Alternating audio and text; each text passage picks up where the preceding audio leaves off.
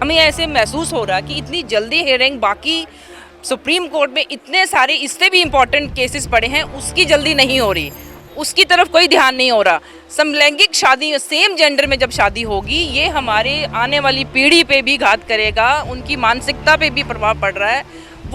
वो हम इसका विरोध करने में यहाँ है कि इसकी जल्दी इतनी क्या है कि बाकी कानून भी तो पढ़े जैसे भी रहें। अगर एक लड़का लड़की नहीं होते वो दोनों लड़कियां इकट्ठी रही हैं, दोनों जेंडर इकट्ठे रह रहे हैं, तो उसमें अब शादी का अब क्या मैसेज देना? हमारी भारतीय संस्कृति इसको मान्यता नहीं देने। सृष्टि चलाने के लिए होती है, विधाता ने सृष्टि चलाने के लिए बनाई, लेकिन इससे तो सृष्टि की समाप्ति हो जाएगी। लड़के और लड़के लड़कियों से क्या बर्थ होगा? क्या सुप्रीम कोर्ट ये नहीं जानता कि इससे बर्थ रेट बिल्कुल जीरो हो जाएगा? मैं कुएं में छलांग के मरना चाहता हूँ, कुएं में छलांग लगा के, क्योंकि ये मेरा हक है, तो क्या उसको अलो किया जाएगा? जो चीज़ देश के लिए समाज के लिए घातक हो उसे अलो नहीं करना चाहिए। सेम सेक्स मैरिज को लेकर आज नारी शक्ति ऑर्गेनाइजेशन जो है डिप्टी कमिश्नर जम्मू ऑफिस आई है, वहां पर उन्होंने मेमोरेंडम दिया है और ये मेमोरेंडम इस सेम सेक्स मैरिज के खिलाफ जो है यहाँ पे दिया गया है। और ये नारी शक्ति की प्रेसिडेंट ममता सिंह जी इस समय हमारे साथ हैं, हम इनसे खुद पूछते हैं। मैम, अभी ये सुनवाई इसकी चल रही है सुप्रीम कोर्ट में और ये सुप्रीम कोर्ट की जो सुनवाई है 5 जजों की जो संविधान पीठ है वो कर रही है। इस सेम सेक्स मैरिज को लेकर इस समय पूरे देश में काफ़ी ये मुद्दा फैला हुआ है, लेकिन अभी भी आप इस यहाँ पर एक मेमोरेंडम लेके आई हैं। क्या आप कहना चाहते हैं? क्या आप विरोध में? इसके विरोध में ही हम यहाँ ये मेमोरेंडम दे रहे हैं। हमारा मेमोरेंडम जो था कि ये हमारी भारतीय संस्कृति के बिल्कुल विपरीत है, तो हम इसको बर्दाश्त नहीं करेंगे। तो हम अलग अलग संगठनों से जो बहनें हैं, जम्मू कश्मीर की करीम है ये, और ये सभी मिल के हमने ये दिया है कि पार्लियामेंट जो है जहाँ कानून बनते हैं वहाँ ना देते हुए ये सुप्रीम कोर्ट की जो बेंच बैठी है वो ये निर्णय ले रही है।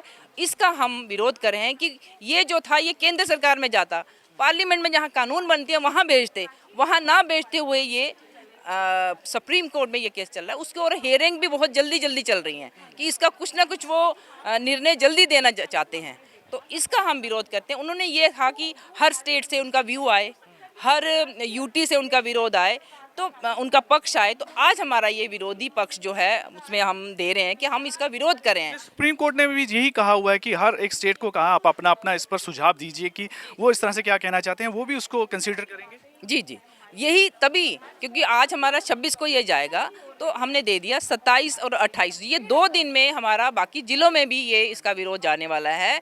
तो पूरा जम्मू कश्मीर का जो व्यू पक्ष जो है वो हमारा वहाँ पर ये थ्रू डीसी मैडम से एलजी साहब को जाएगा और आगे एलजी साहब आगे सुप्रीम कोर्ट तक जैसे भी पहुंचाना है वो है। हम सभी ये विरोधी पक्ष में यहाँ खड़े हैं कि हम इसको मान्यता नहीं होने देना चाहते, ये हमारा। समलैंगिकता को लेकर 2018 से ही इन दोनों के संबंधों को जो है इसको अपराध की श्रेणी से हटा दिया गया है, लेकिन उसके बाद अब एक जो इनकी डिमांड रहती थी, जो समलैंगिक लोग हैं कि शादी को लेकर डिमांड रहती थी, उसी को लेकर पहले 3 जजों की सुप्रीम कोर्ट के जजों ने इसको लेकर सुनवाई की, लेकिन इस मामले की गंभीरता को समझते हुए इन्होंने 5 जजों की जो संविधान पीठ है वो इसकी सुनवाई कर रही है। उन्होंने भी इसकी गंभीरता को समझा है, लेकिन आप कह रहे हैं कि उसको जल्दी कर रहे हैं। कि क्या लगता है कि सुप्रीम कोर्ट की क्या मंशा है?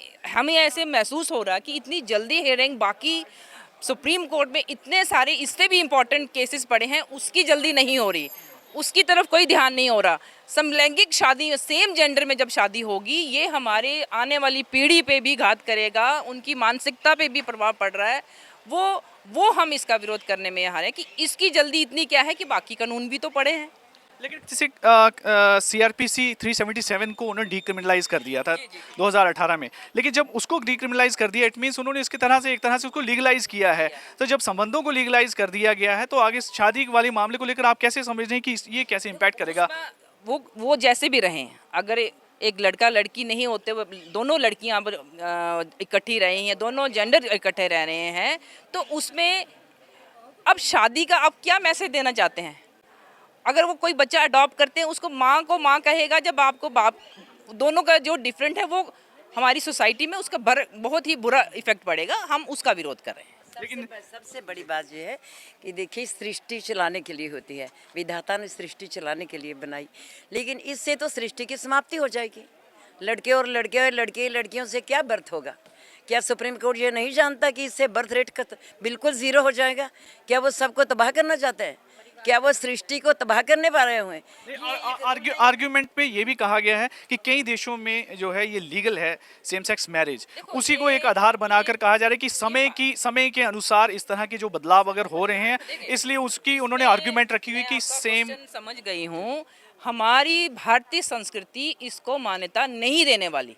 हम विदेशों में नहीं रहे, हम उसको फॉलो नहीं करेंगे। हमारी हजारों साल की जो संस्कृति है हम उसको फॉलो करेंगे, जो हमारी परंपरा है उसको हम फॉलो करें, ना कि हम विदेशी परंपरा को फॉलो करें।